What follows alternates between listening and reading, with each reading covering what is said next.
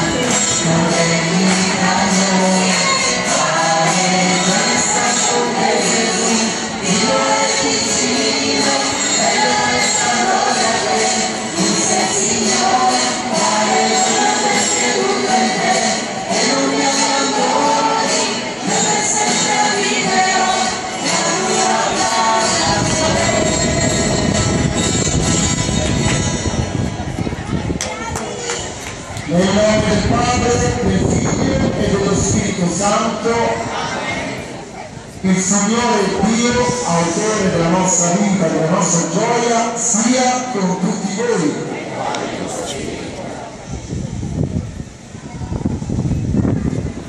Dagli scritti della Beata Madre Teresa di Calcutta. Chi ha un cuore gioioso è perché ama. La gioia non è semplicemente una questione di temperamento, è sempre difficile mantenersi gioiosi. Se vogliamo che la gioia duri, la dobbiamo far fiorire nel nostro cuore. La gioia è preghiera, la gioia è forza, la gioia è amore. E più dona chi dona con gioia, ai bimbi e ai poveri, a tutti coloro che soffrono e sono soli, donate loro sempre un bel sorriso. Donate loro non solo le vostre attenzioni, ma anche il vostro cuore.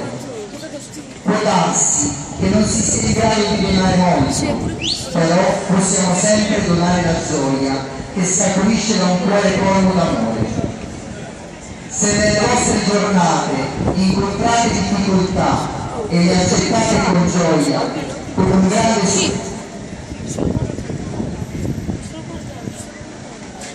in ciò, al pari di molte altre cose, vedrete le vostre opere buone.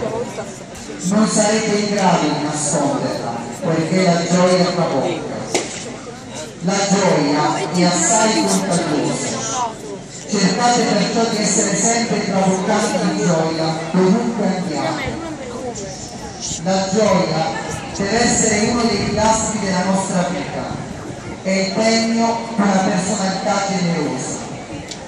Una persona che possiede questa dote spesso raggiunge alti vertici. Splendete come un sole in mezzo agli altri, che Dio vi renda in amore tutto l'amore che avete donato, o tutta la gioia e la pace che avete seminato attorno a voi, da un capo all'altro del mondo.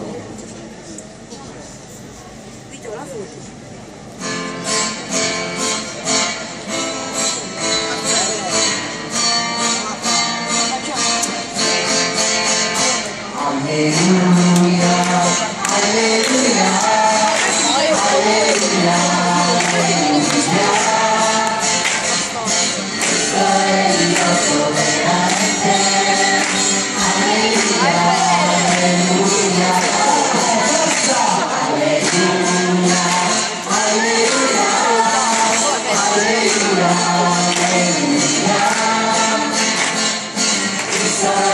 Alleluia.